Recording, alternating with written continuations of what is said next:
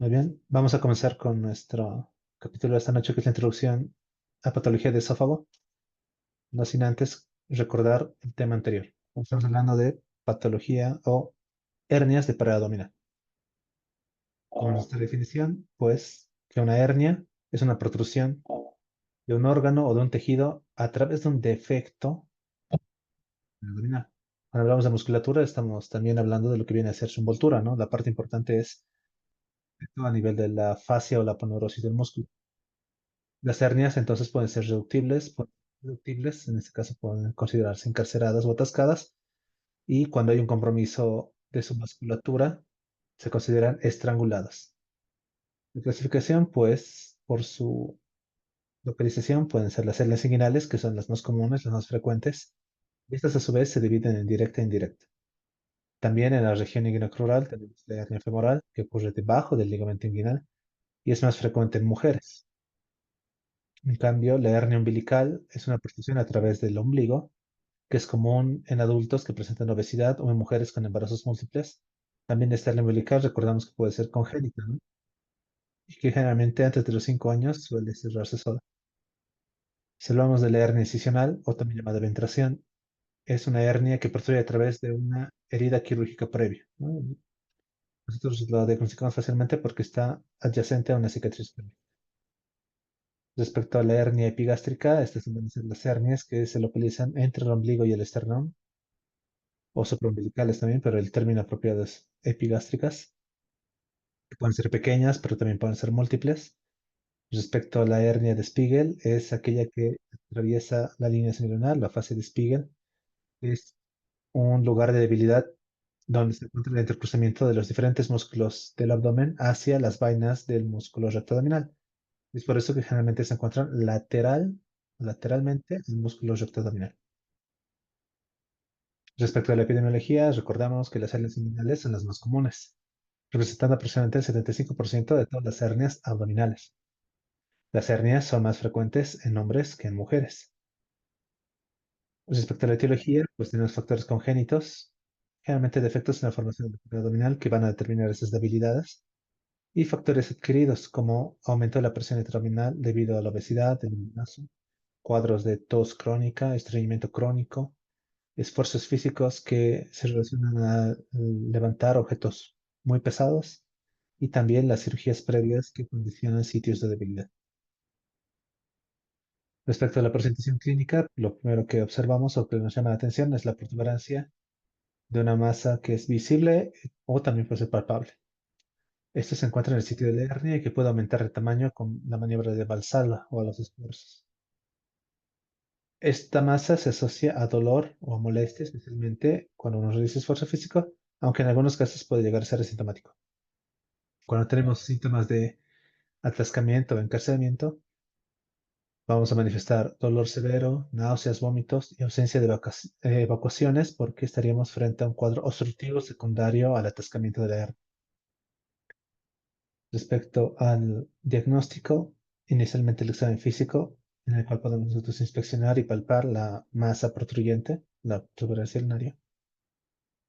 Una ecografía que es útil para identificar hernias difíciles de palpar o en aquellos pacientes que son obesos. Y en algunos casos la tomografía o la resonancia magnética para evaluar hernias complejas o hernias recurrentes.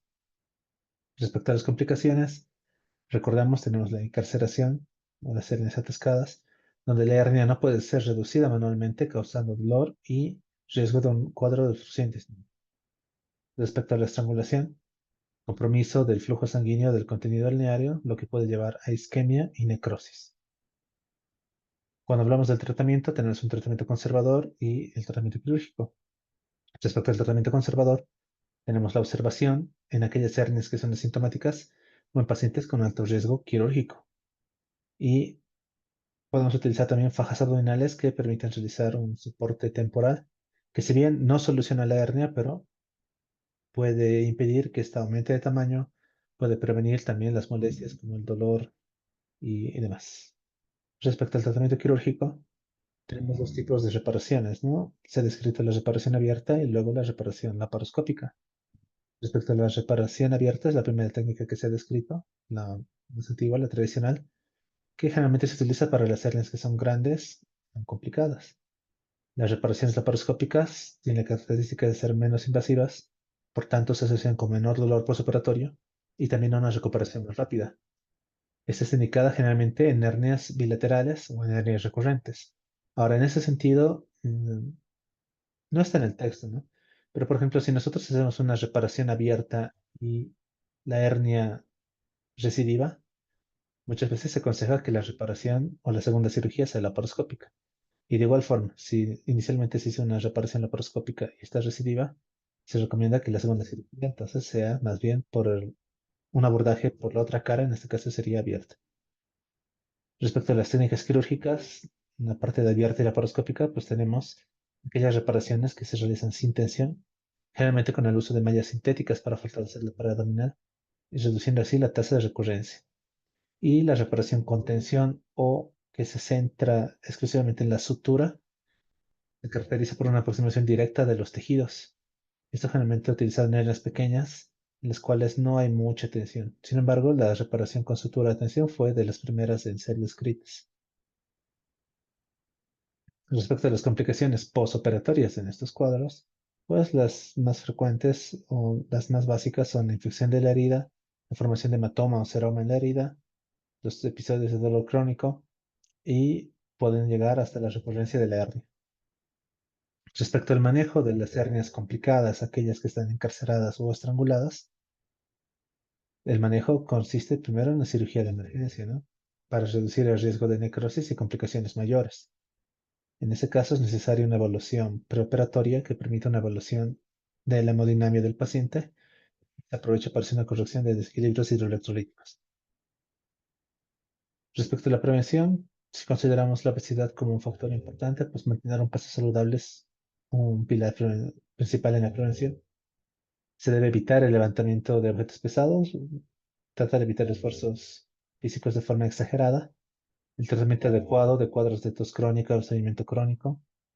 También los cuidados postoperatorios deben ser adecuados cuando uno es sometido a una cirugía y así se previenen las hernias incisionales o eventraciones. Respecto al pronóstico, generalmente es bueno con el tratamiento adecuado. La reparación con malla tiene tasas de recurrencia mucho más bajas comparadas con la reparación con sutura. Respecto al seguimiento, las evaluaciones periódicas ayudan a detectar signos de recurrencia. La educación al paciente sobre signos y síntomas de complicaciones y la necesidad de una atención médica oportuna es primordial para evitar cuadros graves. Y algo que si bien no se encuentra específicamente en el capítulo de hernias inguinales, pero que es bueno recordarlo, es justamente la clasificación de Nyhus. En esta clasificación pues tenemos los diferentes tipos, ¿no? Estamos de 1, 2, 3, 4, los cuales recordamos, ¿no? Tanto la hernia de tipo 1 y la de tipo 2 van a ser hernias indirectas, la de tipo 1 con un anillo inguinal interno de diámetro normal, pero que un saco hernario alcanza la porción medial del canal inguinal. En la de tipo 2, de igual forma es indirecta, el anillo inguinal interno se encuentra dilatado. La pared posterior debería encontrarse normal y los vasos epigástricos no se desplazan, justamente porque eso pasa por el anillo interno, ¿no? Respecto al tipo 3, estos ya son defectos de la pared posterior. Recordamos que los defectos de la pared posterior pues pueden ser de tipo A, respecto a una hernia inguinal directa, que puede ser pequeña o puede ser grande. O sea, aquí estamos hablando de las que atraviesan el triángulo de Hasselbalch. Las de tipo 3B, aquella que se conoce como inguina escrotal, ya que compromete tanto el anillo que se ensancha hasta comprometer la pared posterior, o aquella que compromete tanto el anillo y aparte compromete la pared posterior, formando una hernia en pantalón. O las de tipo C, las hernias femorales. Entonces, si nosotros tuviéramos una pregunta que dijera, según la clasificación de Nyhus, la hernia femoral corresponde a tipo 1, tipo 2, tipo 3, tipo 4, ninguno, pues la respuesta sería tipo 3C, ¿no? O si nos pusieran tipo 3A, tipo 3B o tipo 3C, la femoral, recordamos, tipo 3C. Y las de tipo 4 son más fáciles de recordar porque van a ser hernias recurrentes. En su subclasificación, pues las A's van a ser directas, las B's recurrentes indirectas, las C's recurrentes femorales y las de tipo 4D, la combinación de cualquiera de las anteriores. Muy bien. Eso respecto a lo que habíamos visto en la anterior clase. Mm, pues, esta parte introductoria de esófago, si bien no se encuentra en lo que nosotros vemos en las patologías, por tanto, no vamos a analizar un caso clínico, lo vamos a temas de calasia y de Erge. Mucho más indicativo poder identificar, digamos, signos y síntomas.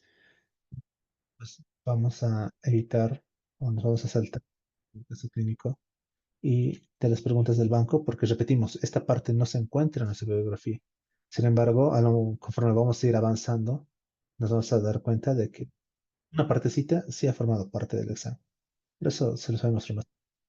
Entonces vamos a comenzar directamente con lo que viene a presentarnos el texto en el capítulo 5, perdón, 25, que engloba lo que viene a ser el esófago y la hernia diafragmática.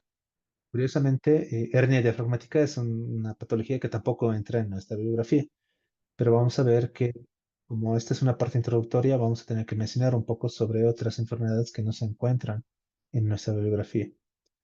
Pero bueno, si nosotros queremos hablar respecto al esófago, vamos a hablar sobre la anatomía quirúrgica. Si nosotros recordamos lo que viene a ser el esófago, se lo define como un tubo muscular.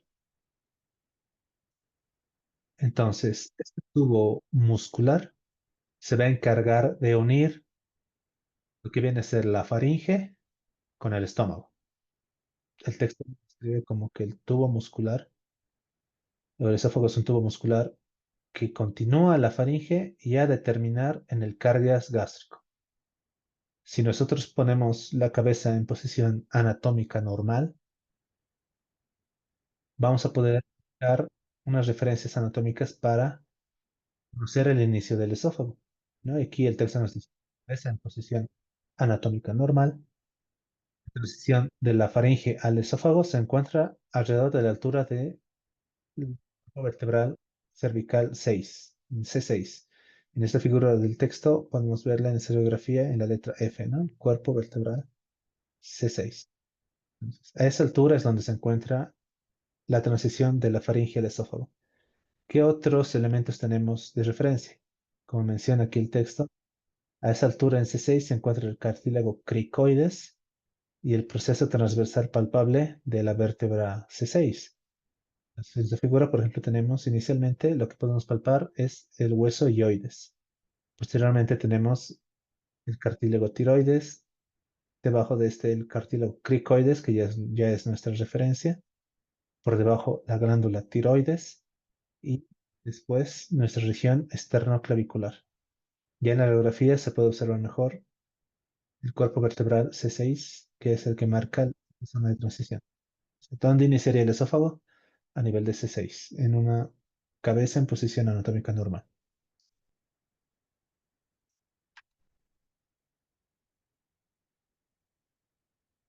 Respecto al esófago y sus características anatómicas, pues nos menciona que encontrarse firmemente sujeto o firme en su extremidad superior al cartílago crico y en su extremo inferior va a estar sujeto al diafragma. Ahora, si bien en teoría el esófago se encuentra en la línea media, tiende a tener ciertas desviaciones. Son las desviaciones que nos muestra el texto en esta figura, en esta radiografía, en la cual tenemos un estudio contrastado con trado de bario, en la cual se puede observar, si bien se encuentra en línea media, suele tener una desviación hacia la izquierda en la parte inferior del cuello, entre la parte inferior del cuello y la parte superior del tórax, en esa zona de transición. Posteriormente regresa a la línea media y tiende a dirigirse en este momento hacia la derecha. Es en relación a lo que viene a ser la bifurcación de la tráquea o la carina traqueal. Y si nosotros vemos en la antera posterior, inicialmente se encuentra muy pegado a lo que viene a ser los cuerpos vertebrales o muy pegado a la columna, para posteriormente dirigirse hacia adelante, poder atravesar el diafragma y llegar así a la cavidad peritoneal. Su relación con las estructuras tanto cervicales, torácicas y abdominales, pues permiten identificar tres estrechamientos normales. Esto es importante porque cuando nosotros tenemos ingesta de cuerpos, pues suelen atascarse en uno de los tres estrechamientos normales.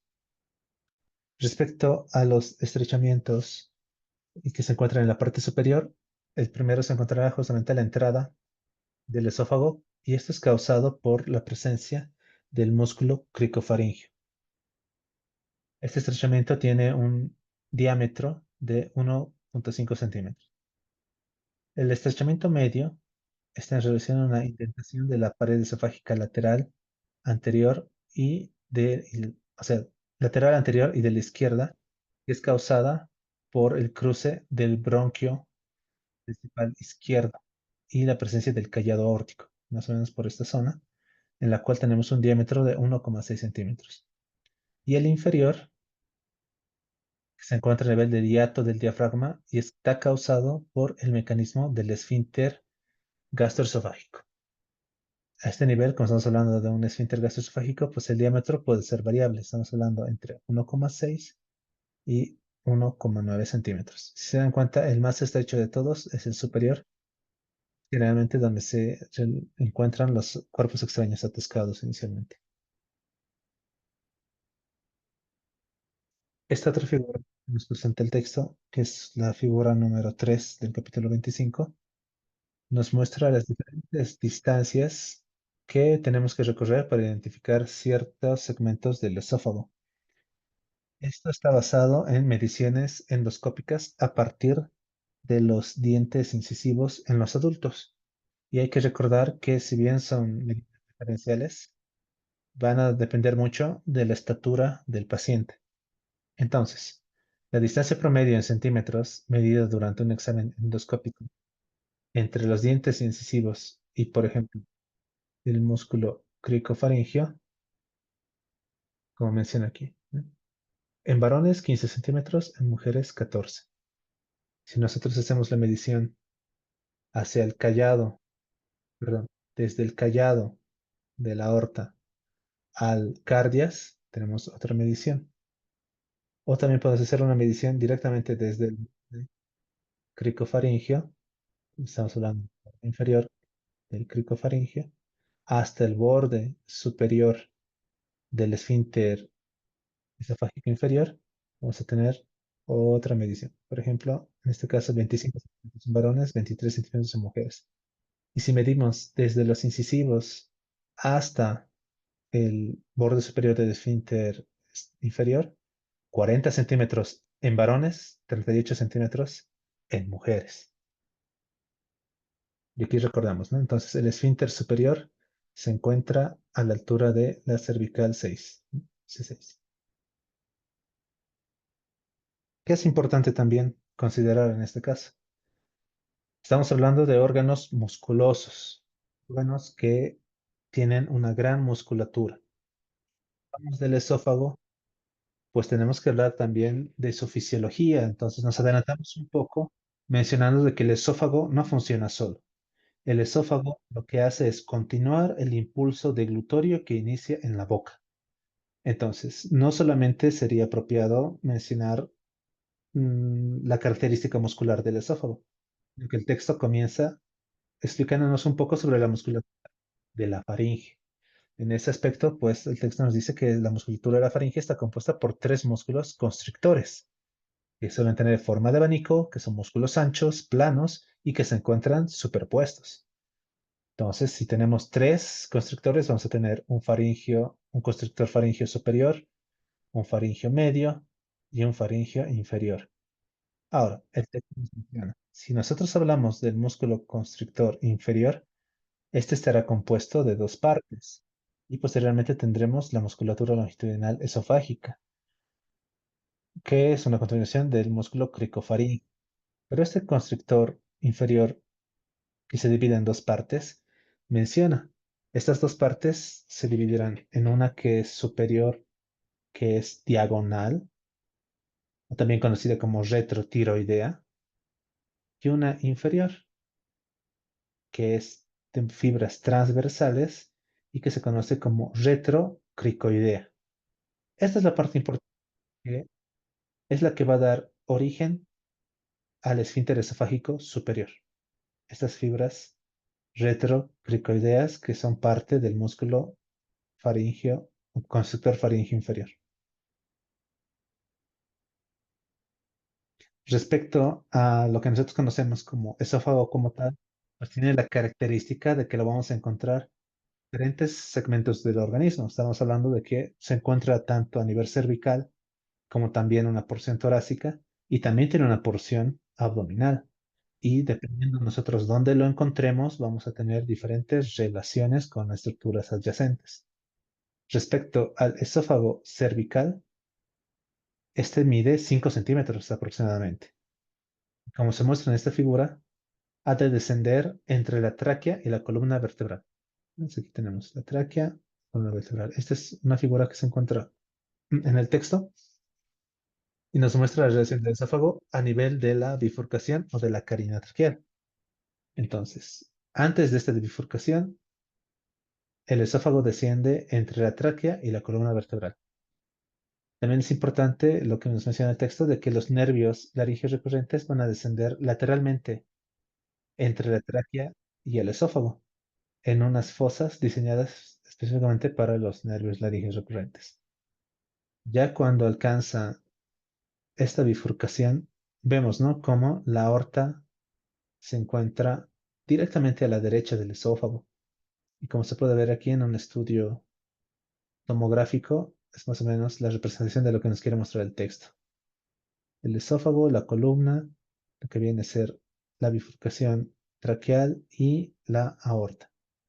Cuando hablamos del esófago torácico, este mide ya 20 centímetros. Iniciará desde el comienzo en la entrada torácica, estamos hablando de la región supraclavicular o la región clavículo esternal, y que si nosotros hacemos su localización a ese nivel, ¿no?, a la bifurcación traqueal, pasa a la derecha de la aorta, lo que habíamos mencionado hace un momento. Debajo de esta bifurcación cambia un poco su situación. Aquí vemos, de igual forma, seguimos hablando del esófago torácico, perdón, pero ya por debajo de la tráquea, donde ya el esófago se encuentra aquí, va a pasar directamente relacionado al pericardio de la aurícula izquierda. Y ya la aorta va a pasar lateral y hasta posterior, ¿no? Aquí se encontraba vértebras y esófago. Aquí ahora se encuentra vértebras, aorta, esófago y corazón. Y respecto a la porción abdominal del esófago, pues esta es una porción corta. Estamos hablando de 2 centímetros, la porción más corta del esófago. Y más bien lo que hace es incluir lo que conocemos como el esfínter esofágico inferior. Y aquí podemos ver, ¿no? Apenas atraviesa el hiato diafragmático, el esófago, y ya tiene que unirse al cardias. Y es una pequeña porción, 2 centímetros. Y generalmente está en compromiso lo que viene a ser el esfínter esofágico inferior. Justamente son las fibras que se encuentran a este nivel del diafragma las que se van a fijar y adherir a la adventicia del esófago para fijarlo fuertemente hacia lo que viene a ser el diafragma. Ahora, eso respecto a las porciones del esófago y sus relaciones a estructuras adyacentes. Si nosotros hablamos de la musculatura específica del esófago, pues recordamos que tiene una capa longitudinal externa y una capa circular interna. La más gruesa, la más prominente, es la capa circular interna. Sin embargo, los primeros 2 a 6 centímetros superiores del esófago van a contener solamente fibras estriadas, solamente músculo estriado. Y posteriormente van a empezar a aparecer cada vez más fibras musculares lisas, cuestión de que los 2 tercios distales del esófago se van a componer más que todo de fibras lisas.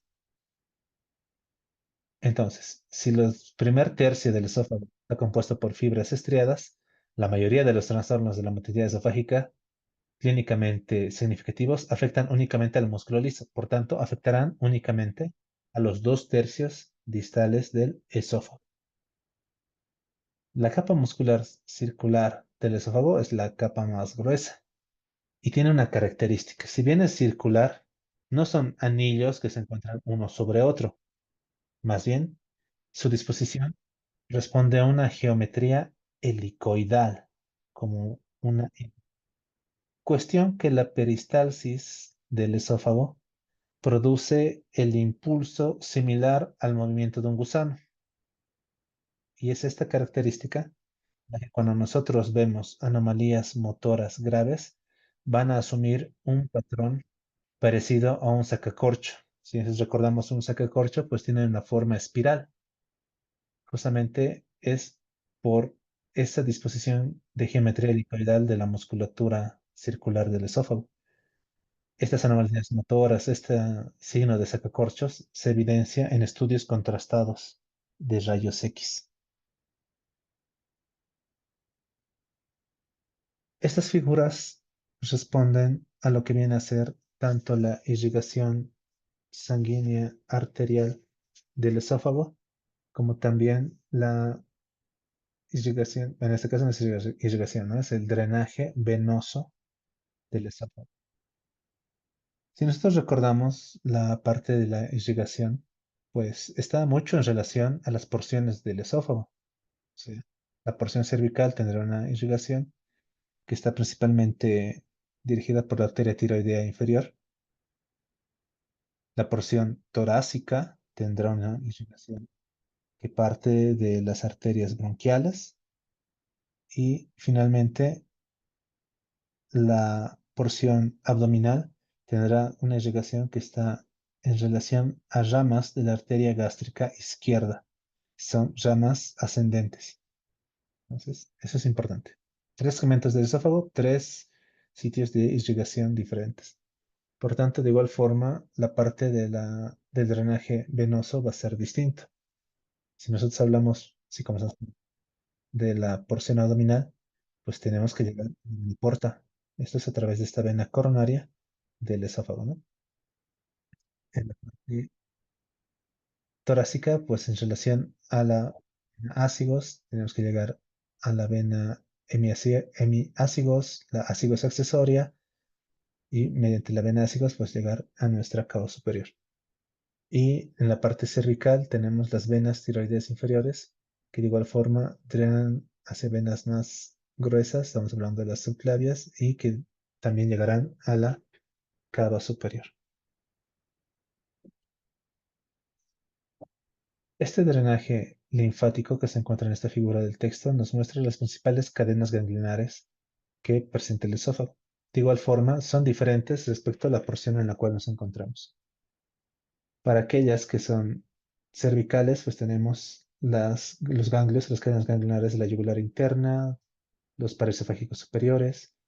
En el torácico es un gran conglomerado a nivel del hilio pulmonar, ¿no? Tenemos las paratraqueales, subcarinales, la de los cilios pulmonares, los pares esofágicos inferiores, hasta las parayatales que se encuentran cerca de nuestro diafragma. Y en las inferiores, pues aquellas que están cerca de nuestra arteria gástrica izquierda. E incluso habrá drenaje linfático hacia los ganglios de la arteria esplénica. Y finalmente, respecto a la inervación, pues vamos a tener de igual forma diferente inervación respecto a cada segmento del esófago. Y así que nuestros nervios laringeos recurrentes van a tener ramas hacia lo que viene a ser la porción cervical del esófago. Posteriormente el nervio vago, los nervios vagos van a tener sus ramas hacia la parte esofágica. Y de igual forma, estos troncos vagales que recordamos convirtiéndose en anterior y posterior cuando llegan al tercio inferior del esófago, de igual forma van a dar ramos hacia nuestra porción esofágica abdominal. Eso respecto a lo que nos describe el texto, a la anatomía. Pero justamente hemos dicho que se adelantaba un poco de hablar no solamente del esófago, hemos hablado mucho de lo que era faringe respecto a la musculatura y demás, porque El esófago interviene no solamente en un transporte pasivo, por decirlo así, del bolo alimenticio de la cavidad oral del estómago, sino que el texto menciona, el acto de alimentación requiere el paso de la comida que tiene que llegar al estómago. Entonces, este va a ser un transporte activo, por decirlo de una forma, que requiere un mecanismo de bombas y de válvulas para entenderlo de algún sentido. El texto nos dice, la garganta va a funcionar como un músculo mecánico, donde inicialmente vamos a tener la lengua y la faringe, que funcionará como una bomba de pistón para poder propulsar el bolo. Este pistón va a tener tres válvulas, como menciona aquí, o se encuentra en esta figura del texto. Tenemos el paladar blando, la epiglotis y el cricofaringe. Posteriormente, el cuerpo del esófago y el cardias van a funcionar como una bomba helicoidal que solamente va a tener una válvula y esta válvula se va a encontrar inferiormente. Estamos hablando del esfínter esofágico inferior. Cuando hablamos de la primera fase que pulsa el bolo en lo que viene a ser la cavidad oral y la faringe, pues el mecanismo está, en resumen, en esta imagen. Tenemos la elevación de la lengua que propulsa el bolo hacia atrás, el movimiento posterior de la lengua con una elevación del paladar blando, que esta elevación del paladar blando lo que hace es cerrar la comunicación que existe entre la nasofaringe y la orofaringe y así también evitar que el bolo se vaya hacia arriba. Y la presión lo que va a hacer es, de igual forma, elevar el músculo hioide, elevar la laringe e inclinar la epiglotis, a modo de que se cierra la laringe para evitar la broncoaspiración o el paso a vía respiratoria y se propulsa el bolo. Lo que va a hacer el esófago es recibir esta propulsión y de forma helicoidal llevarla hasta el estómago. Entonces, es muy importante que exista este inicio de la deglución a nivel de la faringe. ¿Qué nos dice el texto? Toda esta fase faringea o esta parte faringea de la deglución sucede en 1.5 segundos y puede ser voluntaria como también puede ser refleja. Entonces, a continuación, una vez que ha pasado el bolo por la faringe, se ha de desarrollar una diferencia de presión considerable entre la presión hipofaringea, o sea, por debajo de la faringe, y la presión medioesofágica. Esta diferencia de presión es inferior a la atmosférica. ¿Eso qué significa? Es casi como si lo succionara. Tiene que formarse esa diferencia de presión, como se ve aquí, a nivel cricofaringeo, disminuye, lo que permite que ingrese el bolo y a partir de ahí se empieza a transmitir los movimientos peristálticos en una forma de hélice. Esto lo que va a hacer es acelerar el movimiento de los alimentos hacia abajo. Recordamos, una vez que sucede la deglución, tiene que cerrarse nuestro esfínter esofágico superior y menciono, ¿no? El esfínter esofágico superior se cerrará tras 0,5 segundos una vez que se inicia la deglución. Ahora, el centro de coordinación de la deglución se encuentra en la médula, ¿m? Y coordina este acto complejo mediante la descarga de impulsos nerviosos a través de los pares craneales 5, 7, 10, 11 y 12. Pero no solamente de estos pares craneales, sino también de las ramas motoras de los nervios cervicales 1, C2 y C3. Y aquí podemos ver esta figura del texto, ¿no? Esta figura del texto que nos muestra cómo nosotros podemos medir la presión de mercurio en el momento de la deglución en los diferentes segmentos y a los diferentes segundos. Como conforme va pasando el tiempo, el bolo va descendiendo y esta es una peristalsis armónica en el sentido que propulsa el bolo hacia el estómago hasta vencer la zona de alta presión del esfínter esofágico inferior y así permitir su ingreso al estómago. Entonces, las contracciones ordenadas de la pared muscular y el anclaje del esófago a su extremo inferior, o sea, como hemos dicho que esto más o menos se contrae como si se tratara de una oruga. Entonces, si no estuviese anclado el esófago al estómago, perdón, al diafragma, ya posteriormente unirse al estómago, entonces esto podría incluso ascender. No tendría la misma potencia propulsora para el bolo alimenticio. Entonces, la clave de todo esto es que exista ese anclaje al esófago en su extremo inferior para una propulsión eficiente. ¿Por qué es importante? Porque se ha visto que en pacientes que tienen alteración a nivel del hiato, estamos hablando de hernias diafragmáticas, hernias de hiato, donde se ha perdido esa estructura de fijación, pues la deglución es deficiente. Además, el esfínter esofágico inferior proporciona una barrera de presión activa entre el esófago y el estómago. Repito, activamente este esfínter va a permanecer cerrado, o sea, la contracción no es que solamente por un efecto de masa se encuentra cerrado, sino que los músculos, las fibras musculares se encuentran contraídas de forma activa, cerrando este espacio y evitando entonces el reflujo del estómago hacia el esófago. Por tanto, existirá un mecanismo antirreflujo en los seres humanos. El texto lo resume como que existen tres componentes principales para que exista este mecanismo antirreflujo normal. Hablando que tiene que existir un esfínter esofágico inferior eficaz mecánicamente, debe existir una depuración esofágica eficiente, o sea que el bolo debe trasladarse al estómago de forma eficiente, y de igual forma nuestro reservorio gástrico, nuestro estómago, debe funcionar de forma normal para poder así propulsar también su contenido hacia el duodeno y no así hacia el esófago. Ahora, cuando hablamos del esfínter esofágico inferior, el mismo texto lo menciona. No se logra identificar un músculo esfínter como tal. Entonces recordamos que los músculos esfínteres pues tienen la característica de ser circulares, que responden a estímulos, ya sea nerviosos o incluso humorales o endocrinos, para contraerse y relajarse. Sin embargo, un músculo específico como tal, para llamarse esfínter esofágico inferior, no existe. Entonces, ¿por qué hablamos de un esfínter esofágico inferior? Nosotros cuando hablamos del esfínter esofágico inferior, estamos hablando de una zona.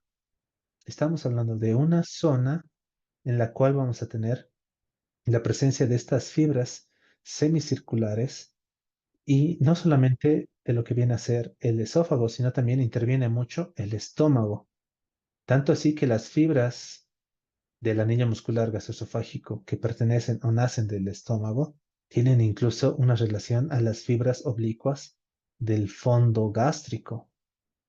Cuestión de que cuando existe estímulo de esta zona de alta presión, también se estimulan las fibras del fondo gástrico. Eso es importante cuando nosotros hablemos de cirugía antirreflujo.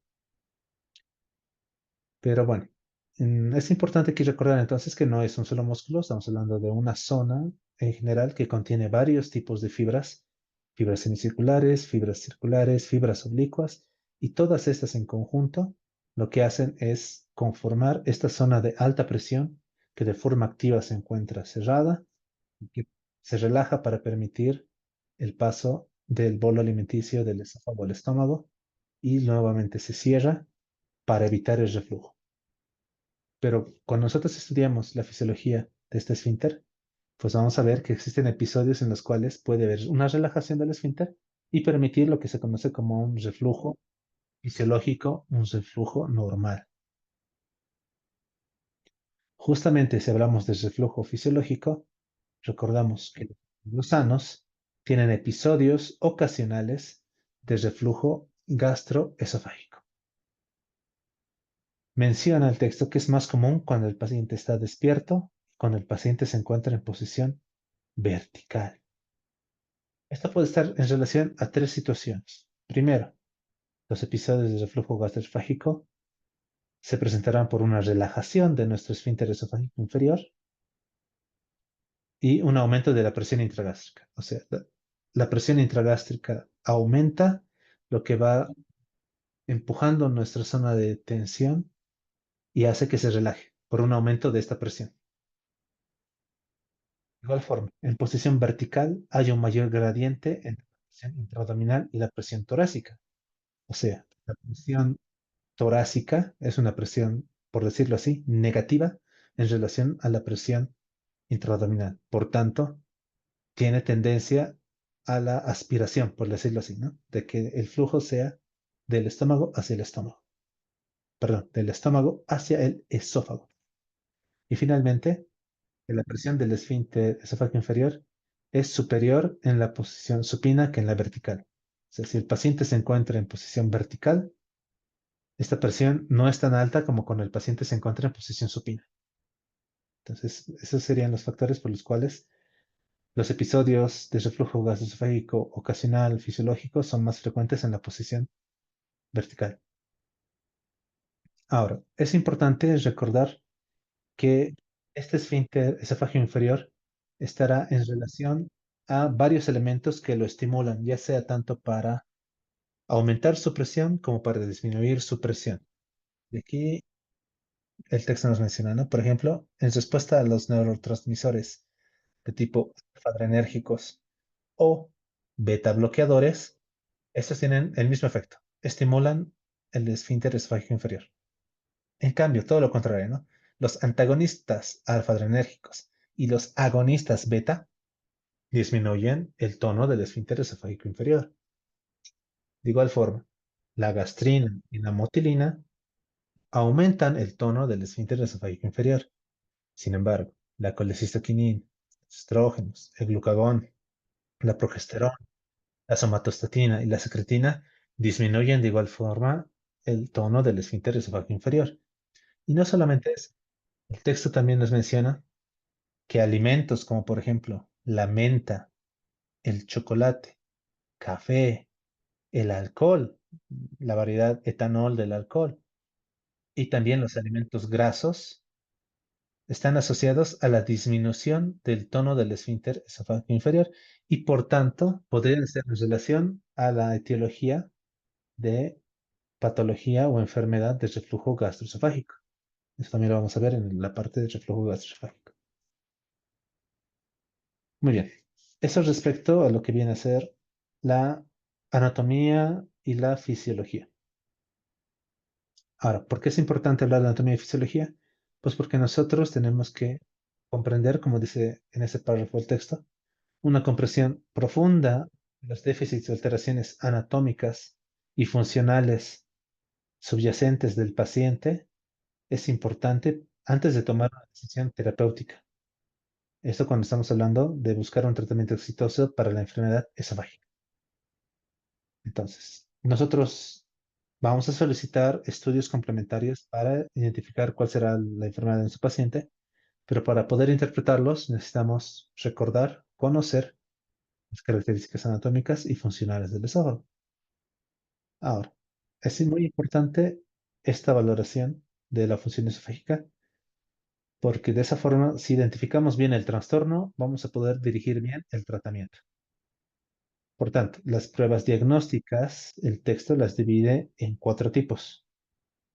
Las pruebas diagnósticas que sirven para detectar anomalías estructurales, las pruebas diagnósticas que sirven para detectar anomalías funcionales, las pruebas diagnósticas que sirven para detectar una mayor exposición esofágica al jugo gástrico y la función o las pruebas diagnósticas que evalúan la función duodenogástrica y su relación con la enfermedad esofágica.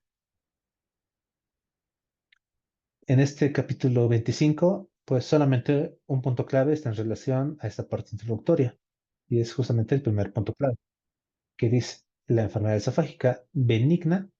Estamos hablando de que no estamos refiriéndonos a cáncer o tumores malignos. Entonces, la enfermedad esofágica benigna es común y se evalúa mejor con pruebas fisiológicas exhaustivas, como ser pruebas de motilidad esofágica de alta resolución, la medición ambulatoria de pH en 24 horas o pruebas de impedancia esofágica. Pero también pruebas anatómicas, como ser una esofagoscopía, endoscopía, una videoesofagografía o también una tomografía computarizada. Entonces, El primer grupo que nos mencionaba el texto son las pruebas para detectar anomalías estructurales del esófago. Y aquí el texto nos presentará dos variedades, la valoración endoscópica y la valoración radiográfica. Respecto a la valoración endoscópica, el texto nos dice, generalmente es la primera prueba de diagnóstico en pacientes con sospecha de enfermedad esofágica. Por tanto, si nosotros tenemos un paciente que sospechamos de una enfermedad del esófago, la primera prueba diagnóstica suele ser la endoscopía digestiva, alta o superior, lo que nos permite una evaluación de lo que es la mucosa gástrica, perdón, esofágica, y a su vez también nos permite la toma de biopsias, tanto de la mucosa del esófago como del estómago. También nos permite hacer el diagnóstico y evaluación de lesiones obstructivas superiores. Es por eso que cualquier paciente con disfagia generalmente requiere una esofagoscopia. Aquí el texto nos presenta los diferentes grados de lesiones de la mucosa que podemos observar. Siendo así, por ejemplo, como complicaciones de un paciente que presenta una enfermedad por reflujo gastroesofágico, a nivel de la endoscopía, pues podemos tener en la letra A esas erosiones o lesiones lineales de esofagitis. En nuestra letra B, una mucosa de Barrett, pero que no presenta complicaciones, a diferencia de la C, en la cual nosotros encontramos una displasia de alto grado en esta mucosa de Barrett. Y en la letra D, ya con esta masa, ¿no? La presencia de un adenocarcinoma temprano que surge a partir de esta mucosa de Barrett. Entonces, la evaluación endoscópica nos da estas ventajas.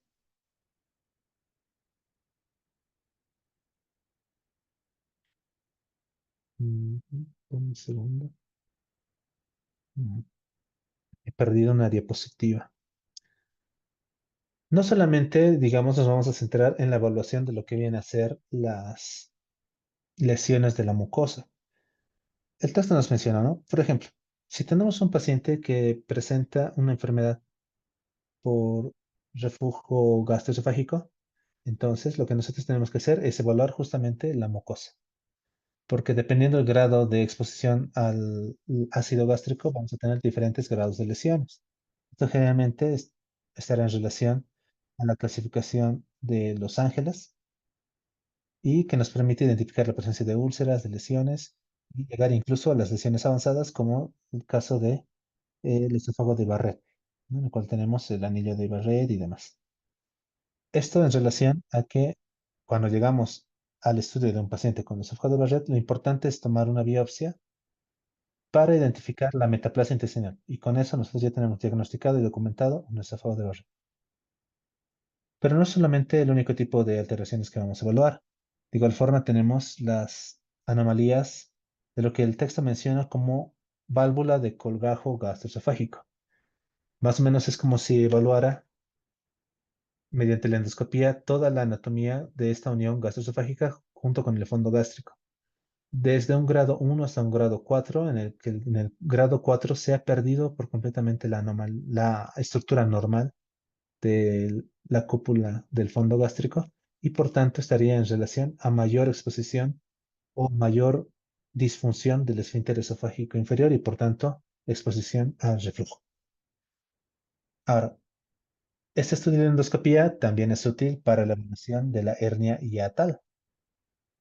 En la hernia hiatal, pues, se puede evidenciar que cuando nosotros estamos buscando o estamos valorando el esófago o la mucosa del esófago, vamos a encontrar mucosa gástrica. La mucosa gástrica que tiene esa característica de tener pliegues rugosos. ¿Eso qué significa?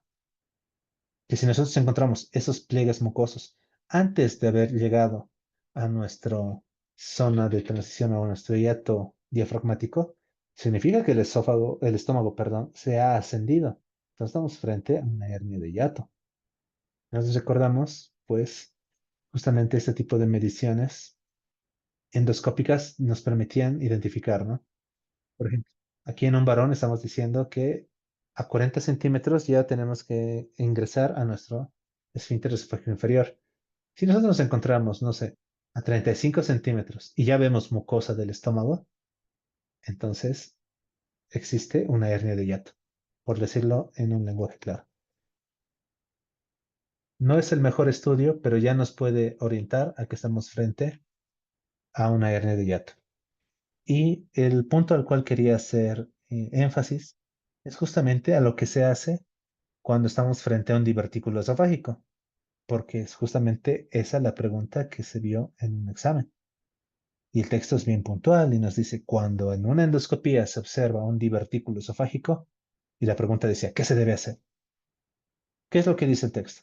Se ha de explorar con el endoscopio flexible el divertículo.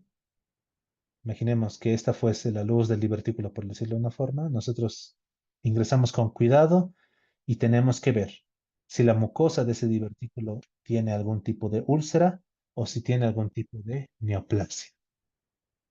Incluso si nosotros encontráramos una neoplasia o una masa, el texto dice, no es bueno tomar una biopsia, porque al tomar una biopsia, la cicatrización va a alterar la anatomía del divertículo, lo va a fijar más. Y cuando nosotros queramos hacer una resección quirúrgica, esta anomalía o esta alteración va a predisponer que exista más bien alto riesgo de perforación de la mucosa. Y si existe una perforación de la mucosa, pues esta ya corre el riesgo de que se ya entre en contacto con la submucosa, con la capa muscular, entonces podemos estar favoreciendo que se esparza esta masa neoplásica. Entonces, la pregunta del examen iba en relación a que qué es lo que se hace frente a un divertículo esofágico. El texto nos dice que en la valoración endoscópica, si nos encontramos con un divertículo esofágico, debemos revisarlo con cuidado con nuestro endoscopio flexible, buscar si tendrá ulceraciones o presencia de masa, y si existiera una masa, no tomar una biopsia para evitar así el riesgo de ruptura de la mucosa y demás, sino que en una cirugía posterior se puede hacer la resección completa y ahí sí mandarlo a un estudio histopatológico. Bueno, lo tenía en una diapositiva que debía haberla eliminado. Y lo recuerdo porque todo esto va antes de hablar de la valoración radiográfica. Entonces, cuando hablamos de la valoración endoscópica, como esta es una parte introductoria, el mismo texto lo que hace es presentarnos y nos dice, no, muy bien, la endoscopía tiene estas ventajas y, por ejemplo, para un caso de ERGE vamos a ver tal cosa, para un esófago de Barrett vamos a ver tal cosa, para una hernia de hiato vamos a ver estas estructuras y si encontramos un divertículo, pues hacemos tal situación. Entonces, es lo que nos describe el texto. Luego nos habla de la valoración radiográfica. Y sí, bueno, antes de que sea tan extendida la endoscopía, pues como no existía endoscopía, los trastornos esofágicos se diagnosticaban solamente mediante estudios contrastados de rayos X. Ahora, teniendo la ventaja de la endoscopía y repitiendo que la endoscopía es la primera prueba de diagnóstico, estos estudios de ingestión de tragos de bario solo se realizan de forma selectiva para valorar tanto la anatomía como en algunos casos valorar la motilidad. Tiene un amplio uso especialmente para las hernias hiatales, porque si bien en la endoscopía nosotros podemos ver la mucosa del estómago y medir a qué altura se encuentra y demás, en este tipo de radiografías, en este tipo de estudios contrastados de bario o en las series esófago gastroduodenales, podemos ver cómo adopta la forma la hernia de hiato. Y entonces nos permite una mejor evaluación de su anatomía, su extensión y demás para planificar la conducta quirúrgica. Pero no solamente nos sirve para las hernias hiatales, sino que también puede mostrarnos esas imágenes negativas o imágenes negativas que estarían en relación a masas o carcinomas. De igual forma, si nosotros tenemos estudios, por ejemplo, como les mencionaba, cuando hablábamos de estrecheces, este tipo de estudios de esófago torácico, por ejemplo, estos son estudios contrastados. Si existiría alguna estenosis patológica, se puede evidenciar, ¿no? Estos generalmente se presentan por ingestas de cáusticos.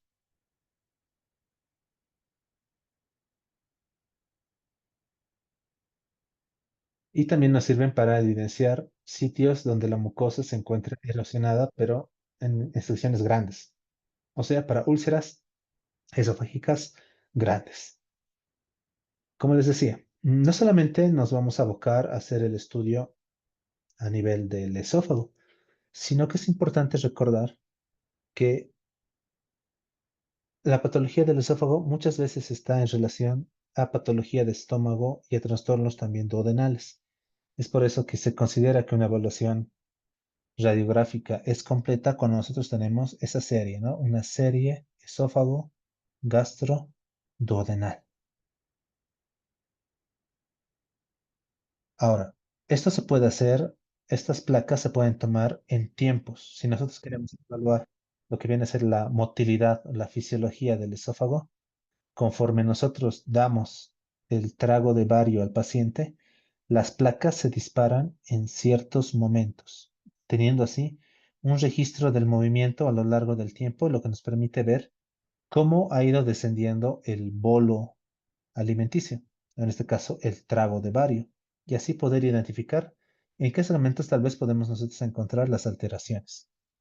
Más adelante vamos a ver que existe los estudios de video también en tiempo real permiten visualizar cómo estos medios contrastados atraviesan el esófago.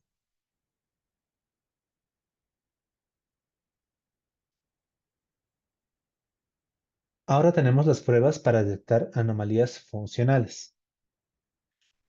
Endoscopía y rayos X, generalmente para ver estructuras o cambios estructurales, ¿no? Alteraciones anatómicas.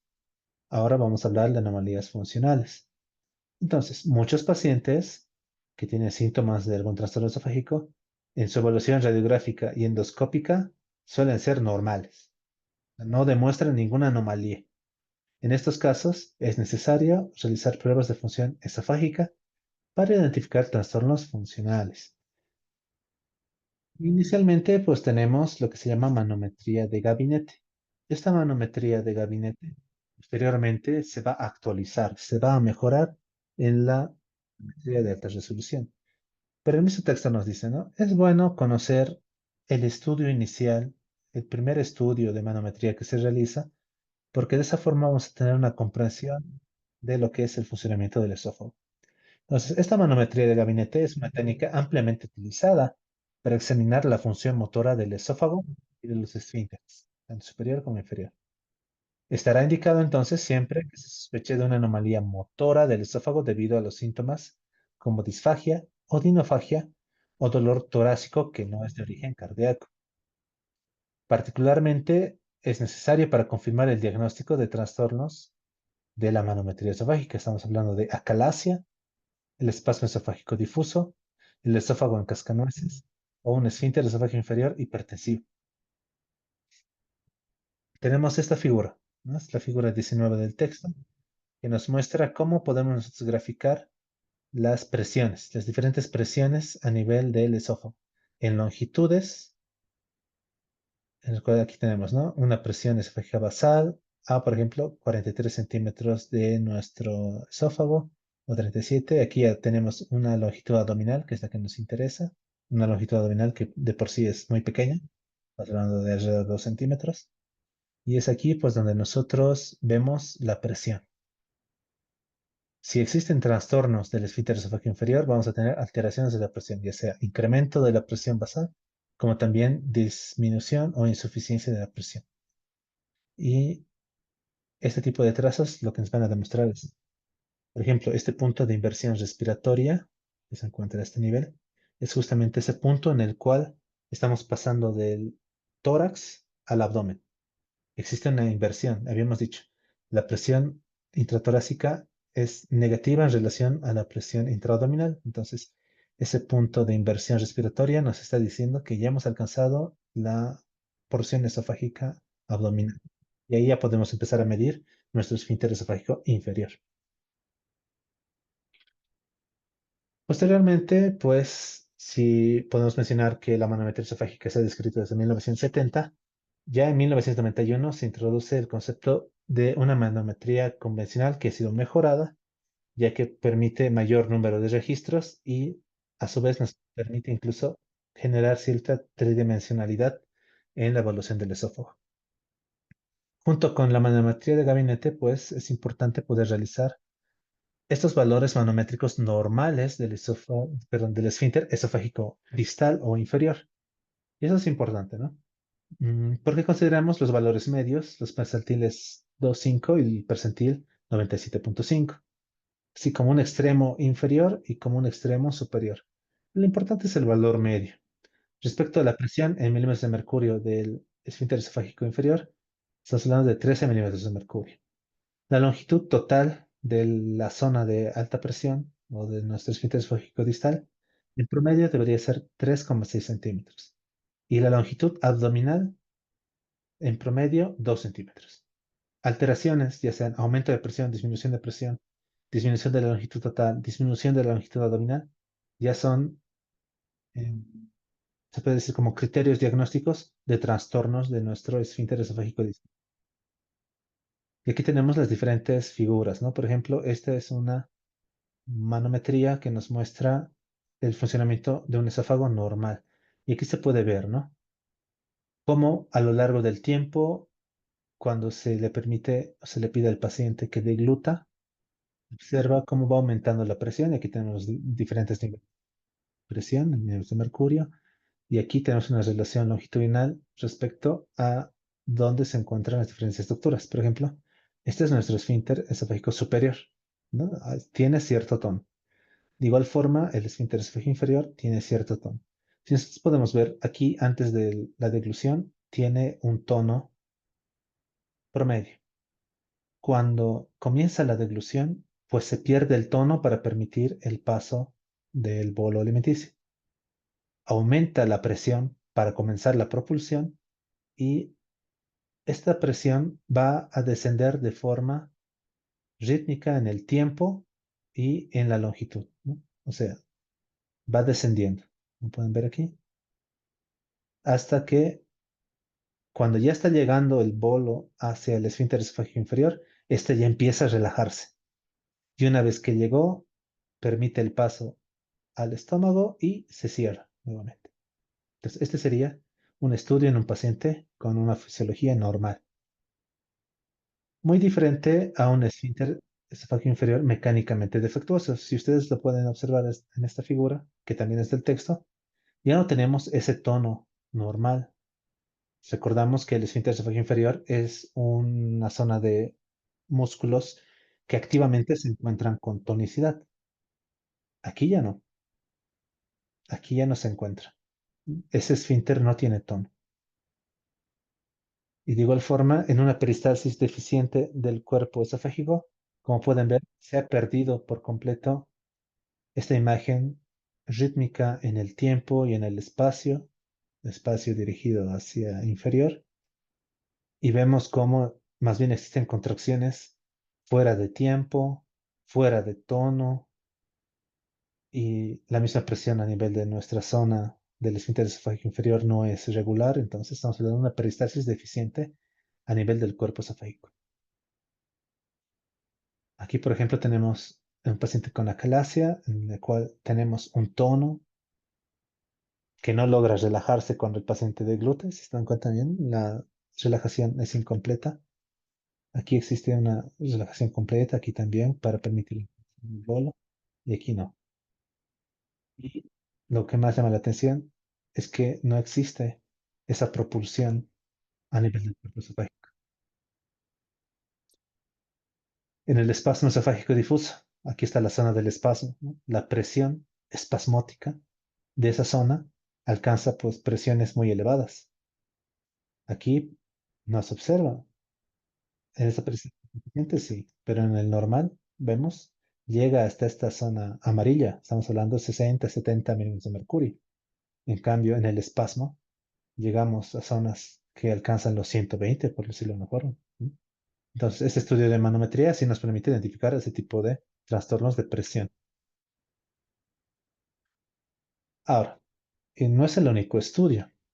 Este estudio manométrico se encarga, mediante el uso de catéteres, medir las presiones, ¿no? Son manómetros, miden presiones.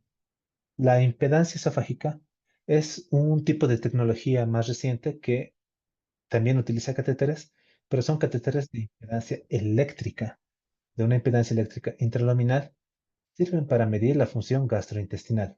O sea, no solamente el esófago, sino en general el tubo gástrico, gastrointestinal. ¿Cómo funciona?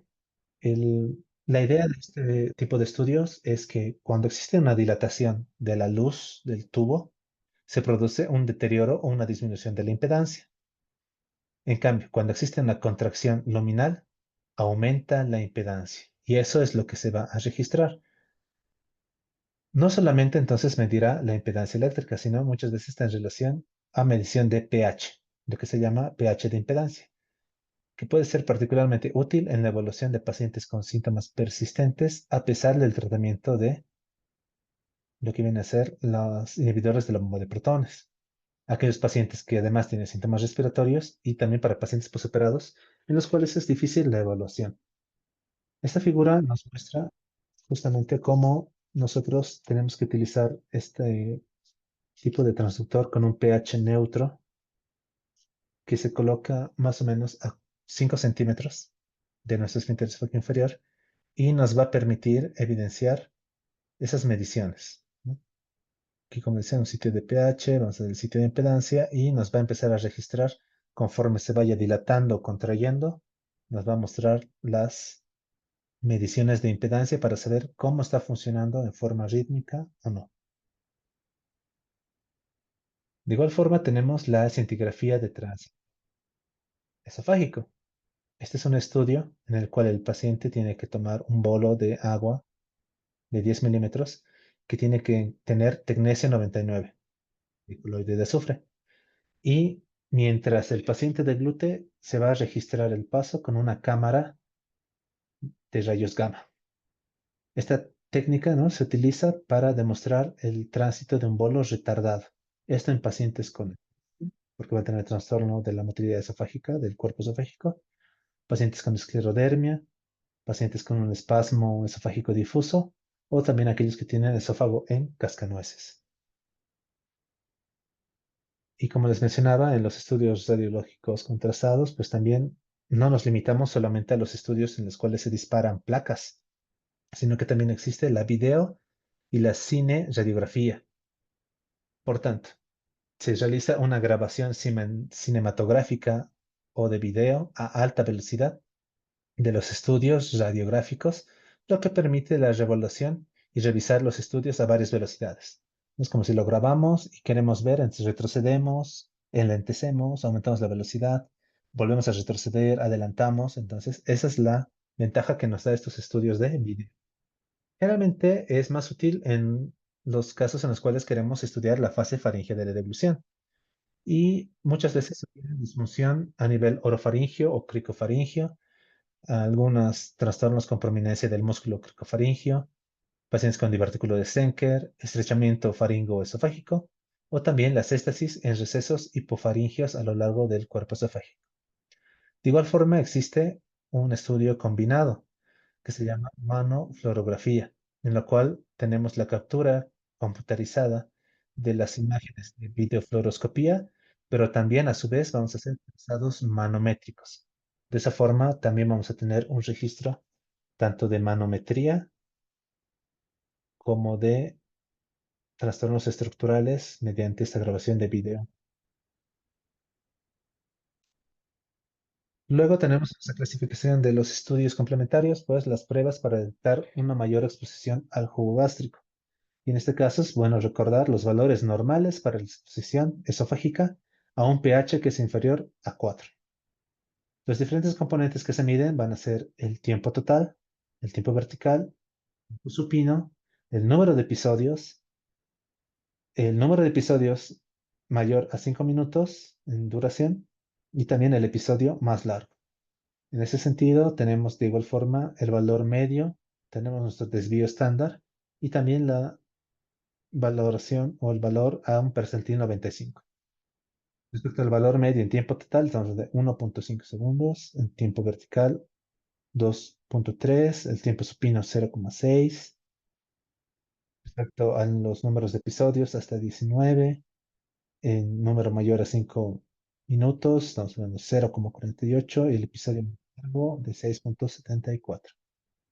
Entonces, dentro de estos estudios que nos permiten la detección de una mayor exposición al jugo gástrico por el esófago, tenemos la vigilancia ambulatoria del pH durante 24 horas. El texto nos dice, es el método más directo con el propósito de medir la exposición esofágica al gástrico aumentada. Se realiza mediante un electrodo de pH permanente o más recientemente una cápsula de monitoreo que permite hacer su medición mediante radiotelemetría. Se utilizan las siguientes unidades, lo que habíamos mencionado. El tiempo acumulativo, el tiempo total, la frecuencia de los episodios y también la duración de los episodios. Y tenemos más o menos este tipo de representaciones, como muestra el texto. En esta figura, la figura 24 del capítulo, la visualización de las tiras de pH en un estudio de monitorización en 24 horas, lo que nos permite identificar momentos de alimentación o periodo de comida y periodo supino, ¿no? El periodo en el cual nos encuentra recostado. Y de esa forma, mediante las horas, el tiempo, identificar en qué momentos nos exponemos a pHs más ácidos y en cuáles no. Sobre la base de los estudios y la amplia experiencia clínica, este monitoreo de pH esofágico durante 48 horas se considera el gold estándar para el diagnóstico de la enfermedad por reflujo gastroesofágico. De igual forma, si bien puede ser con un solo catéter, ¿no? O con como dice aquí, con un electrodo de pH permanente, también se puede hacer mediante una cápsula. Justamente la cápsula de pH de Bravo mide los niveles de pH en el esófago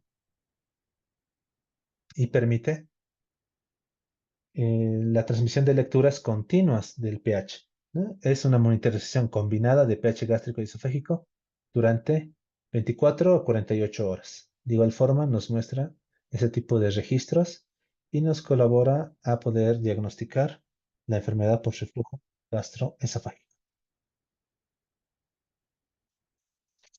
Ahora tenemos las pruebas de detección de la radiográfica también del reflujo gastroesofágico. Ahora, esto es un poco paradójico en el sentido de que el gol estándar es la vigilancia ambulatoria del pH en 24 horas. Pero también nos dice el texto de que puede existir el reflujo en nuestros estudios de contraste. No se presenta en todos los pacientes. El texto dice, en solo el 40% de los pacientes que tienen enfermedad por reflujo gastroesofágico, el reflujo es espontáneo mediante el estudio con medio contrastado observado por el radiólogo. No se presenta en todos, pero cuando se presenta y se realiza este estudio de pH, se confirma. Entonces, cuando se presenta, es un indicador confiable de la presencia de reflujo en el paciente. Así, si nosotros pedimos una serie esófago gastrodenal y se evidencia que existe reflujo del medio de contraste al esófago, es muy probable que estemos frente a un cuadro de enfermedad por reflujo gastroesofágico. Y finalmente tenemos las pruebas de función duodenogástrica, que nos dice, no, los trastornos esofágicos se asocian con frecuencia a anomalías de función duodenogástrica. Estamos hablando de anomalías del reservorio gástrico, como también la presencia del reflujo duodenal alcalino, que se ha descrito mucho en la enfermedad del esófago de Barrett. Cuestión de que cuando existe este reflujo alcalino por las sales biliares de la bilis y demás, el esófago de Barrett suele ser más agresivo o las lesiones suelen ser más agresivas. Los estudios que incluyen van a ser los de vaciamiento gástrico, el análisis del ácido gástrico y lo que se conoce como una colegamografía, de los cuales solamente el texto nos describe el vaciamiento gástrico. Entonces, el estudio de vaciamiento gástrico se utilizan con comidas marcadas con radionúclidos y tiene la ventaja de que podemos marcar con un tipo de radionúclido el alimento sólido y con otro tipo el alimento líquido y así poder ver la diferencia cuando uno consume líquidos y cuando uno consume sólidos. Entonces, después de ingerir una comida marcada, las imágenes de la cámara gamma o de rayos gamma del estómago se van a obtener a partir de 5 a 15 minutos por al menos 2 a 4 horas. En general, lo normal es que el 59% de la comida se haya vaciado en los siguientes 90 minutos. Alteraciones de este porcentaje o de este tiempo, pues ya nos van a traducir a trastornos del vaciamiento gástrico. Bueno, eso respecto a esta parte de introducción. Si se dan cuenta, hemos hablado mucho sobre lo que viene a ser un poco de anatomía, pero más que todo sobre estos estudios, de los cuales son más importantes hablar de la endoscopía y hablar de la manometría. ¿Por qué? Porque aquí ya estamos hablando de hallazgos cuando estemos frente a enfermedades de reflujo gastroesofágico y esófago de Barrett. Y aquí de igual forma, cuando hablemos de acalasia, también cuando hablamos de un ERGE por un esfínter mecánicamente defectuoso, o cuando queremos descartar, por ejemplo, la acalasia de un espasmo difuso y demás. Entonces, para poder comprender estos estudios complementarios cuando hablemos de las enfermedades, es que es necesario poder recordar esta parte introductoria, que va en relación también a las características anatómicas y fisiológicas del esófago. Y les repito, el examen de este año hablaba justamente sobre la valoración endoscópica de un divertículo esofágico, que si bien no se encuentra en el subtítulo de acalasia o de ERGE, se encontraba en esa parte introductoria cuando hablamos de la endoscopía. No sé si tuvieran algunas preguntas.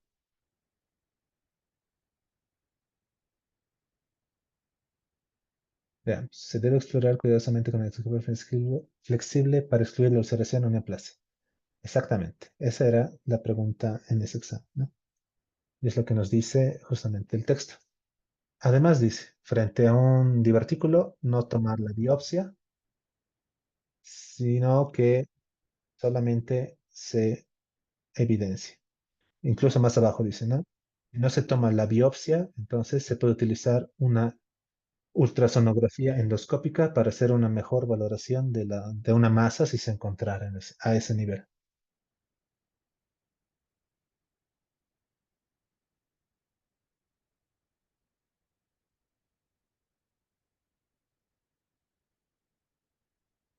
Muy bien. Para el día jueves ya vamos a comenzar con nuestro capítulo de Calasia. Vamos a hablar mucho sobre manometría, entonces vamos a recordar mucho sobre lo que acabamos de hablar el día de hoy. Y ahí sí vamos a tener nuestro caso clínico, nuestras preguntas y a petición y coordinando también con los coordinadores de, de las clases. Les voy a pasar también las diapositivas en formato PDF, pero con lo que viene a ser espacios en blanco, ¿no? O sea, vamos a borrar algunas partes para que a modo de repasar las vayan completando. No vamos a pasar íntegras en PDF, sino con espacios en blanco para que los puedan ir completando y así reforzando un poco lo que viene a ser los puntos importantes en nuestras diapositivas.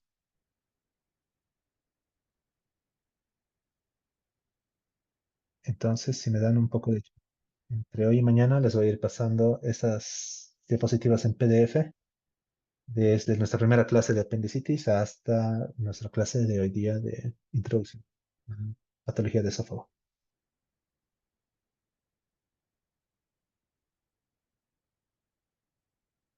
Entonces, si no tenemos más preguntas, damos por concluida nuestra clase. Nos vemos el día jueves ya para abarcar la de la acalasia. Que tengan buenas noches y nos vemos el día